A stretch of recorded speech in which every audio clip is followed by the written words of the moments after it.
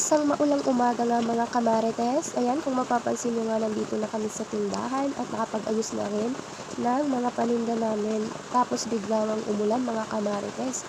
Ayan, sa hindi inaasahang pagkakataon, Charis. Bumuhos na naman nga ang malakas na ulan. Hay, nako talaga na panahon ngayon. Hindi mo na maintindihan, parang yung jowa mo lang na hindi mo maintindihan. Ay, naku talaga, climate change, pati ang panahon nagbabago, pati yung tao nagbabago din.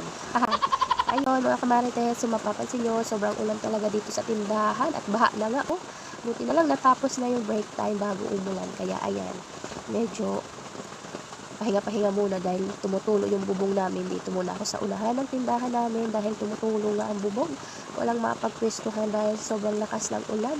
Ayan, kung mapapansin nyo nga, sobrang ulan talaga dito. At ayun, nga mga kamarkers, hello sa inyo. Ako lang muna dahil umuwi yung kasama ko. Ayan, kung mapapansin nyo nga, oh. Ayan, tumutulo dyan sa aming lababo. So yun, hanggang dun lang muna. Bye-bye. God bless us.